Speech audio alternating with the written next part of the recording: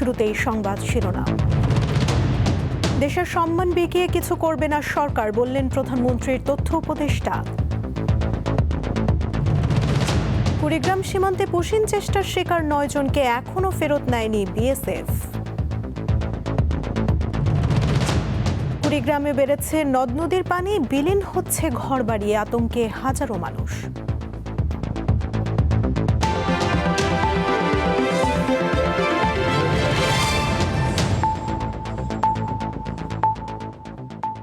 এবারে বিস্তারিত। প্রধানমন্ত্রীর তথ্য উপদেষ্টা জাহিদুর রহমান বলেছেন, সরকারের প্রতিনিধি হিসেবে তিনি ভারতে গিয়েছিলেন। দিল্লির ঘটনায় তার মনে হয়েছে প্রতিবাদ করা দরকার। সকালে সচিবালয়ে সমসাময়িক বিষয় নিয়ে সাংবাদিকদের সঙ্গে আলাপকালে এ কথা বলেন তিনি। দেশের আত্মমর্যাদা বিকিয়ে সরকার কিছু করবে না উল্লেখ করে তথ্য উপদেষ্টা বলেন, দেশের নীতি অনুসরণ করেই সবার সাথে কাজ করবে সরকার। রোববার দিল্লি প্রবেশে জাহিদুর রহমানকে বাধা দেয় বিমানবন্দরের ইমিগ্রেশন। পরে ঢোকার অনুমতি দেয়া হলেও তিনি দেশে ফিরে আসেন। এ বিষয়ে আজ সাংবাদিকদের বিস্তারিত জানান তিনি। আমরা খুবই বিকেন্দ্রীকরণের কথা বলি এবং আমরা স্বাস্থ্য ব্যবস্থার বিকেন্দ্রীকরণকে নিয়ে খুব সিরিয়াসলি ভাবছি। গতদিন আপনাদের কোনোভাবেই আমরা চাই না কোনো দেশের সাথে খুব খারাপ কোনো পরিস্থিতি হোক, কোনো শত্রুতা তো দূরেই থাকুক, কিন্তু একটা গুরুত্বপূর্ণ শর্ত আছে, আমাদের স্লোগানের মধ্যে আছে সবার আগে বাংলাদেশ। আমরা বাংলাদেশকে রাখবো, তার মাধ্যমে প্রত্যেকটা দেশের সাথে আমাদের পারস্পরিক স্বার্থ সংশ্লিষ্ট বিষয়ে এনগেজমেন্ট হবে এবং সেটা কোনোভাবেই রাষ্ট্রের আত্মসম্মান আত্মমর্যাদা বিকিয়ে দিয়ে বা আমার ক্ষতি করে কাউকে কোনো সুবিধা দেয়া, এই নীতিতে এই সরকার কোনো দেশের সাথে, আমি আবারও বলছি শুধু ইন্ডিয়া না, কোনো দেশের সাথে এই সরকার যাবে না। আগামীকাল মৌলভীবাজারে যাচ্ছেন প্রধানমন্ত্রী তারেক রহমান। চলছে শেষ মুহূর্তের প্রস্তুতি। মৌলভীবাজার সরকারি উচ্চ বিদ্যালয় মাঠে জনসভায় অংশ নেবেন তারেক রহমান। দুপুরে সভাস্থল পরিদর্শন করেন সমাজ কল্যাণ মন্ত্রী এজেড.এম জাহিদ হোসেন। এ সময় স্থানীয় সংসদ সদস্য, জেলা প্রশাসক, পুলিশ সুপার সহ প্রশাসনের ঊর্ধ্বতন কর্মকর্তা এবং দলের নেতারা উপস্থিত ছিলেন।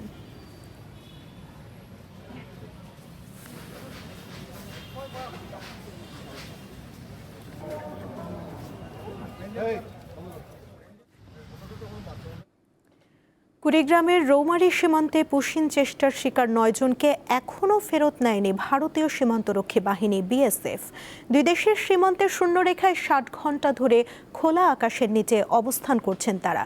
কোম্পানি কমান্ডার পর্যায়ে পতাকা বৈঠক হলেও বিএসএফ ৯ জনকে ফেরত নিতে অস্বীকৃতি জানায়। বিএসএফের পুশিন চেষ্টার ঘটনায় নওগাঁর ১৩০ কিলোমিটার সীমান্তে বিজিবির টহল ও নিরাপত্তা ব্যবস্থা জোরদার করা হয়েছে। বিজিবিকে সহায়তা করছে স্থানীয়রা। এদিকে সোমবার রাতে রাজশাহীর চারঘাট উপজেলার পিরোজপুর রাউথা সীমান্ত দিয়ে পুশিনের জন্য আনা ২৩ জনকে ফিরিয়ে নিয়েছে বিএসএফ।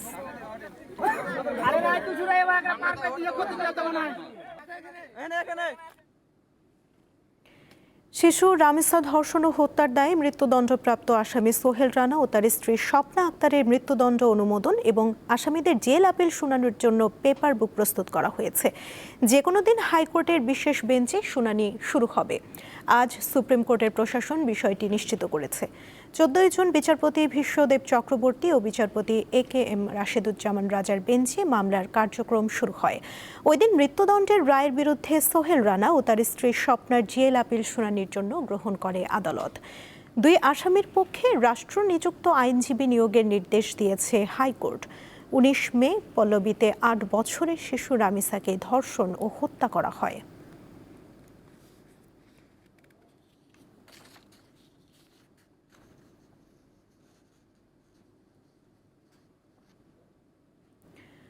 বকেয়া বেতন ভাতার দাবিতে রাজধানীর তেজগাঁওয়ে আজ সড়ক অবরোধ ও বিক্ষোভ করেছেন নাসা গ্রুপের কর্মীরা। সকাল ৯:৩০টায় বিক্ষোভ শুরু করেন তারা। এ সময় যান চলাচল বন্ধ হয়ে যায়। বাধ্য হয়ে অনেকে হেঁটে গন্তব্যে রওনা দেন। শ্রমিকরা বলেছেন, ঈদের ছুটির পর বিনা নোটিশে কারখানা বন্ধ করে দেয়ায় তারা চরম বেকায়দায় পড়েন। ২.৫ ঘন্টা ধরে রাস্তা অবরোধ করে রাখেন তারা। পরে পুলিশ তাদেরকে সরিয়ে দেয়।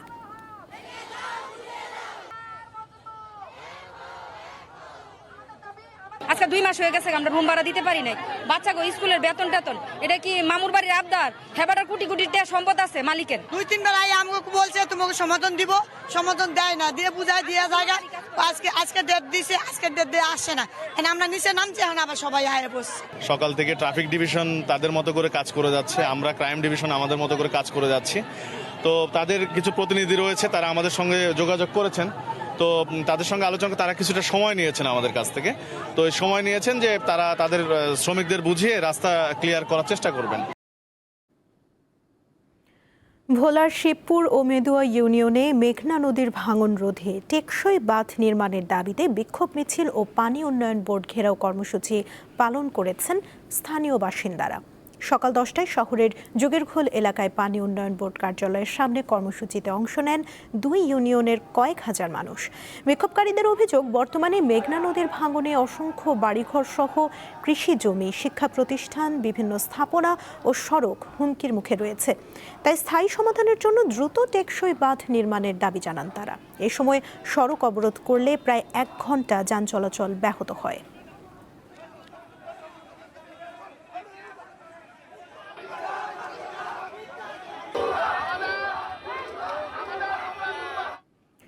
কুড়িগ্রামে নদ নদীর পানি বৃদ্ধি পাওয়ায় ব্রহ্মপুত্র, ধরলা, দুধকুমার ও তিস্তার ভাঙন শুরু হয়েছে। ফলে বিলীন হচ্ছে ঘরবাড়ি, ফসলি জমি ও বিভিন্ন স্থাপনা। ভাঙনের শিকার পরিবারগুলো মানবেতর জীবনযাপন করছে। আর ভাঙন আতঙ্কে আছে নদী পাড়ের হাজারো মানুষ। ব্রহ্মপুত্র, ধরলা, দুধকুমার ও তিস্তার ভাঙনে বিলীন হচ্ছে কুড়িগ্রামের উলিপুর উপজেলার মোল্লারহাট, রসুলপুর, কুড়িগ্রাম সদরের যাত্রাপুর, ভুরুঙ্গামারী, রাজারহাট, রৌমারী ও রাজীবপুর উপজেলার বিস্তীর্ণ এলাকা। গত কয়েকদিনে এসব এলাকায় নদীগর্ভে গেছে শতাধিক ঘরবাড়ি, আবাদি জমিসহ গাছপালা। হুমকির মুখে পড়েছে কাঁচা পাকা সড়ক ও বিভিন্ন স্থাপনা। আমরা খুব কষ্টে আছি, জায়গা জমিন কোনোটাই নাই, বাড়ি করার জায়গা নাই, বাচ্চা কোচা সব ভাসি যায়। এবার যদি আমাদের বাড়ি ঘর ভাঙে তাহলে যাওয়ার মতো কোনো ঠাঁই নাই। 2 বার 3 বার 4 বার করে বাড়ি ভাঙলো, এরা মানুষের কাছে যে আসি আমরা, খুব অবস্থা খারাপ। নদীর কোনো কাজ হচ্ছে না, আমরা কই যাব, অসহায়ের মতো আমরা কান্নায় ঝরে পড়তেছি।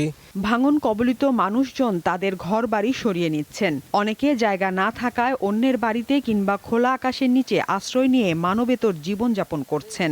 আলছি ওইদিকে আগত বাড়ি ছিল, এখন এই পারে আলছি, এখন এখানেও বাড়ি থাকবেন নাই। যেখানে নদী ভাঙর কাজ সেখানে না করিয়ে অন্যখানে কাজ করে। এমপি এবং এখানকার মেম্বার চেয়ারম্যান আছে, তাকে জানাছি, তারা আসি দেখি গেছে, তারা আশ্বাস দিছে এখানে জিও ব্যাগ দেওয়ার জন্যে, তারা এখনো দেয় নাই। 30টি পয়েন্টে নদ নদীর ভাঙনের কথা স্বীকার করে প্রয়োজনীয় ব্যবস্থা নেওয়ার কথা জানিয়েছে পানি উন্নয়ন বোর্ড। আমাদের প্রায় 30টি পয়েন্টে এই পর্যন্ত আমাদের কাছে যে তথ্য আছে ভাঙনের কবলে রয়েছে, এর মধ্যে আমরা 11টি স্থানে জরুরি ভিত্তিতে জিও ব্যাগ দ্বারা কাজ বাস্তবায়ন শুরু করে দিয়েছি। বাকিগুলো অবজারভেশনে রেখেছি, আমরা প্রয়োজনে সেখানেও ব্যবস্থা নেব। ভাঙন থেকে নদীর পার রক্ষা করা গেলে সম্পদের ক্ষতি যেমন কমবে, তেমনি সরকারি বেসরকারি স্থাপনাও রক্ষা পাবে, এমন কথাই বলছেন নদী পাড়ের মানুষজন। সাদিয়া চৌধুরী, দীপ্ত, বার্তা কক্ষ। এবারে কেওয়াই স্টিল চট্টগ্রাম সংবাদ।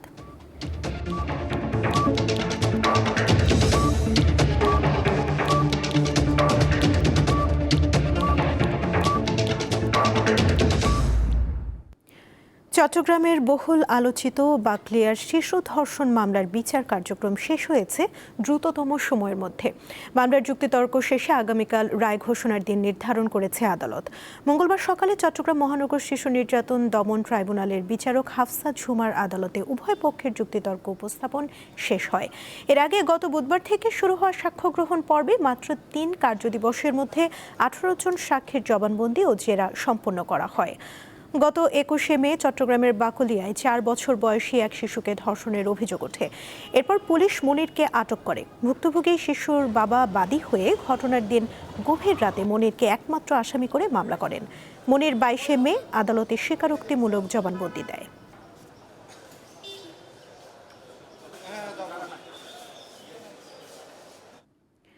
চট্টগ্রামের রাউজান উপজেলার পাহাড়তলী এলাকায় প্রকাশ্যে গুলি করে যুবদল নেতা মাকসুদুল হক চৌধুরী মাসুদকে হত্যার ঘটনায় অবশেষে মামলা হয়েছে। সোমবার গতরাতে নিহতের ভাই পিয়ারুল হক চৌধুরী স্বপন বাদী হয়ে 11 জনের নাম উল্লেখ এবং আরও 7-8 জনকে অজ্ঞাতনামা আসামি করে মামলাটি দায়ের করেন। রাউজান থানার ভারপ্রাপ্ত কর্মকর্তা সাইফুল ইসলাম বলেন, মামলার সব আসামিকে শনাক্ত করা হয়েছে, তাদের গ্রেফতারে অভিযান অব্যাহত রয়েছে। গত 13 জুন দুপুর 1:30টার দিকে রাউজান উপজেলার পাহাড়তলী চৌমোহনী বাজারে আশরাফিয়া ফার্মেসির সামনে সশস্ত্র দুর্বৃত্তরা মাকসুদুল হক চৌধুরীকে লক্ষ্য করে গুলি চালায়।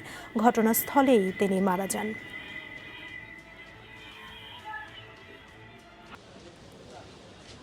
দেশের চরাঞ্চলগুলোতে উন্নত জাতের মহিষ চাষ বাড়াতে সরকার কাজ করে যাচ্ছে বলে জানিয়েছেন মৎস্য ও প্রাণী সম্পদ মন্ত্রী আমিনুর রশিদ।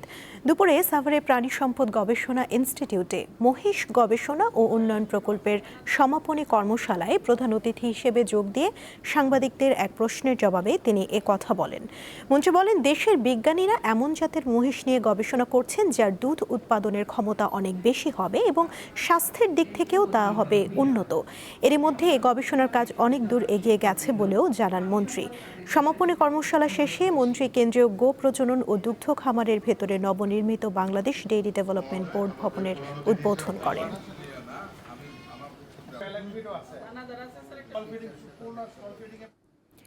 দেশের প্রাচীন রেল জংশনের একটি উত্তরবঙ্গের চাঁপাইনবাবগঞ্জের আমনুরা জংশন। তবে 96 বছরের পুরনো এই স্টেশনটিতে উন্নয়নের ছোঁয়া লাগেনি। নেই যাত্রী ছাউনি, টয়লেট ও পানির ব্যবস্থা।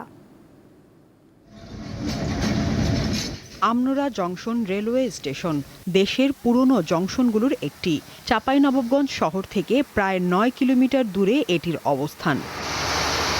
1930 সালে আবদুল্লাপুর আমনুরা ব্রডেজ এই লাইনটি চালু হয়। ওই সময় থেকেই আবদুল্লাপুর আমনুরা শাখা লাইনে সর্বশেষ স্টেশন ছিল আমনুরা রেলওয়ে জংশন স্টেশন। পরবর্তীতে এই স্টেশনকে ঘিরে জেলায় রেল যোগাযোগ সম্প্রসারিত হয়। তবে ঐতিহ্যবাহী এই স্টেশনে এখনও উন্নতির ছোঁয়া লাগেনি। খোলা আকাশের নিচে যাত্রীদের অপেক্ষা করতে হয় ট্রেনের জন্য। নেই খাবার পানি, এমনকি টয়লেটের ব্যবস্থাও। ব্রিটিশ আমল থেকে স্টেশনটা আছে, এসে এখানে অনেকে ভোগান্তিতে পড়া যায় যাত্রী ছাউনি না থাকার কারণে। যেটা ছিল সেটা অবশ্য এখন পরিত্যক্ত অবস্থা পড়ে আছে। রেলের আওতায় 300 বিঘা জমি আছে। এইখানে বিগত দিনে 10টা ট্রেন আসতো, লোকাল ট্রেন। বর্তমানে 10 টাকা নিয়ে একটা ট্রেন আসে না। এখানে তো কোনো ছাউনি নাই, কোনো থাকার জায়গা নাই, সব পানি পড়ে, মানুষ খালি কষ্ট পায়। টয়লেটের প্রয়োজন হলে ভালো একটা টয়লেটের ব্যবস্থা নাই। এই স্টেশন থেকে ত্রিমুখী রেলপথের একটি রাজশাহী, একটি চাঁপাইনবাবগঞ্জ শহর এবং আরেকটি গেছে রহনপুর হয়ে ভারতের সিঙ্গাবাদ রেল বন্দরে। এই স্টেশন দিয়ে দিনে আপ ডাউন মিলিয়ে 8টি ট্রেন চলে। এই লাইনে ঢাকাগামী আন্তনগর ট্রেনের দাবি যাত্রীদের। মোস্তাপুর, আমনুরা, নাচল এই সকল জায়গা থেকে রাজশাহী যেয়ে সেই ট্রেনগুলো ধরা লাগে। অনেক সময় টিকিট কাটা থাকে, আমরা সময় মতো গিয়ে দেখা যাচ্ছে সেই ট্রেন ধরতে পারি না, আমাদের সেই টিকিটটা সম্পূর্ণ নষ্ট হয়। এই আন্তনগর ট্রেনের খুব প্রয়োজন, যেখান থেকে আমরা লং দূরত্বে বা দীর্ঘ পথ যেতে পারি। রেলের দিক থেকে ঊর্ধ্বতন কর্মকর্তাকে বারবার জানানো আছে এবং তারা ইতিপূর্বে বেশ কয়েকবার এটার মাপযোগ নিয়ে গেছে, প্রক্রিয়াধীন অবস্থায় আছে। ঐতিহ্যবাহী আমনুরা জংশন স্টেশনে দ্রুত যাত্রী ছাউনি সহ অন্যান্য সুবিধা নিশ্চিত করার দাবি স্থানীয়দের।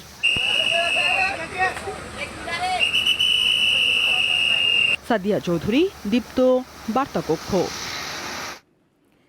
নরসিংদীর রায়পুরায় আধিপত্য বিস্তারকে কেন্দ্র করে 2 গ্রুপের সংঘর্ষের ঘটনায় এক যুবক নিহত হয়েছেন। নিহত অনিক নীলক্ষা ইউনিয়নের দড়িগাঁও গ্রামের বাসিন্দা। মঙ্গলবার দুপুরে চিকিৎসাধীন অবস্থায় ঢাকা মেডিকেল কলেজ হাসপাতালে তার মৃত্যু হয়। পুলিশ জানায়, দীর্ঘদিন ধরে ইউনিয়নের দড়িগাঁও এলাকার নাজিম উদ্দিন ও আলাল মুন্সির গ্রুপের লোকজনের মধ্যে আধিপত্য বিস্তার নিয়ে বিরোধ চলছিল। এর জেরে মঙ্গলবার ভোরে আগ্নেয়াস্ত্র এবং দেশীয় অস্ত্র নিয়ে সংঘর্ষে জড়ায় 2 পক্ষ।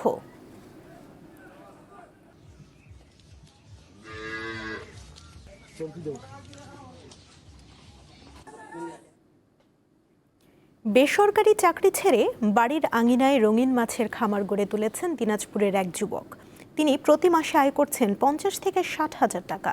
বর্তমানে রাকিবের খামারে 20 প্রজাতির রঙিন মাছ রয়েছে।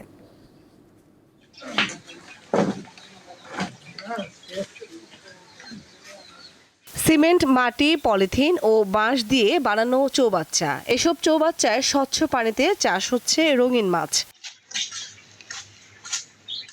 বিশেষ কৌশলে মাছের অক্সিজেন সরবরাহ করা হয়। নিয়মিত খাবার দেওয়ায় বড় হচ্ছে মাছ, বাচ্চাও দিচ্ছে নিয়মিত। দিনাজপুরের ইয়াসিন আলী রাকিব, তিনি ইউটিউব দেখে রঙিন মাছ চাষ শুরু করেন। মাত্র ৩০০ টাকায় 4টি গাপ্পি মাছ আর 50 টাকার খাবার দিয়ে শুরু করলেও এখন তার রয়েছে 45টি চৌবাচ্চা। এক পর্যায়ে বেসরকারি চাকরি ছেড়ে গড়ে তোলেন রঙিন মাছের খাবার। আজকে 4 বছরের পরিশ্রমে আজকে আমি একটি খামারে রূপান্তর করতে পেরেছি। প্রতি মান্থলি দেখা যাচ্ছে 50 থেকে 60,000 টাকার মাছ সেল হয়। এখান থেকে কিঞ্চিত খরচ আছে, খাওয়া খরচ, কারেন্ট খরচ, এইভাবে আমার চলছে আলহামদুলিল্লাহ। মনে করি যে অল্প খরচের মধ্যে এখান থেকে বেনিফিট পাওয়া ইজি। 20 প্রজাতির মাছ রয়েছে রাকিবের খামারে। খামার পরিচালনায় পরিবারের সদস্যরাও রাকিবের পাশে দাঁড়িয়েছেন। খাবার দেওয়া, পানি চেঞ্জ করা, মাছের কি রোগ হইলো না হলো সবকিছু, মানে এক কথায় সবকিছু আমাকে দেখতে লাগতো। বাবা মারা গেছে, তারপর থাকি না মনে করো এই যে অল্প দিয়ে একটা মাছ তৈরি করিয়া উদ্বোধন করিয়া বেচা কিনা করতে করতে করতে আল্লাহ দিলে হয়েছে। রাকিবের খামারের মাছ অনলাইনেও বিক্রি হচ্ছে। কামরুন নাহার, দীপ্ত, বার্তাকক্ষ। আন্তর্জাতিক প্রসঙ্গ। যুদ্ধ বন্ধের লক্ষ্যে যুক্তরাষ্ট্র ও ইরানের মধ্যে প্রাথমিক চুক্তি সই হয়ে গেছে, এমনটাই জানালেন যুক্তরাষ্ট্রের প্রেসিডেন্ট ডোনাল্ড ট্রাম্প। বিশ্বের বড় অর্থনীতির দেশগুলোর জোট G7 শীর্ষ সম্মেলনে যোগ দিতে সোমবার ফ্রান্সে পৌঁছানোর পর সাংবাদিকদের তিনি একথা জানান। বলেন, চুক্তিতে স্বাক্ষর করা হয়েছে এবং হরমুজ প্রণালী এরই মধ্যে আংশিকভাবে খুলে দেওয়া হয়েছে। ট্রাম্প আরও জানান, ইরান কোনোভাবেই পারমাণবিক অস্ত্রের মালিক হবে না। তেহরান প্রতিশ্রুতি পূরণ না করা পর্যন্ত কোনো নিষেধাজ্ঞা শিথিল করা হবে না। চুক্তির বিষয়ে তেহরানের পক্ষ থেকে এখনও কিছু জানানো হয়নি।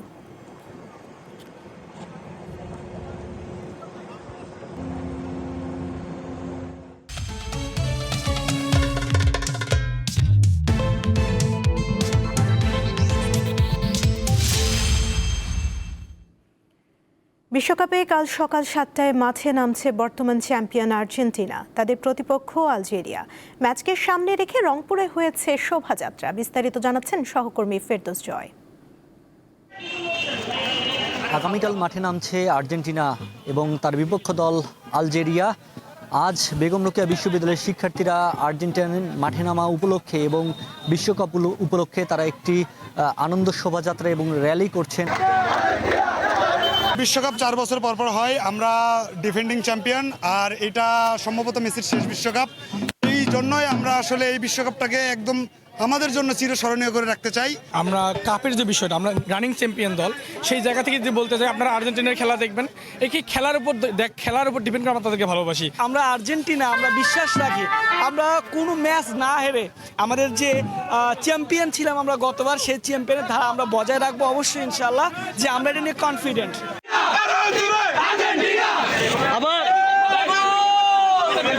তো সব মিলিয়ে রংপুরের বেগম রোকেয়া বিশ্ববিদ্যালয়ে আর্জেন্টাইন সমর্থকদের যে উচ্ছ্বাস এবং আনন্দ র্যালি, এই ছিল আমার কাছে সবশেষ তথ্য। দীপ্ত সংবাদ শেষ করার আগে শিরোনামগুলো জানিয়ে দিচ্ছি আরও একবার। দেশের সম্মান বিকিয়ে কিছু করবে না সরকার, বললেন প্রধানমন্ত্রীর তথ্য উপদেষ্টা। কুড়িগ্রাম সীমান্তে পুশিন চেষ্টার শিকার 9 জনকে এখনো ফেরত নেয়নি বিএসএফ। কুড়িগ্রামে বেড়েছে নদ নদীর পানি, বিলীন হচ্ছে ঘরবাড়ি, আতঙ্কে হাজারো মানুষ।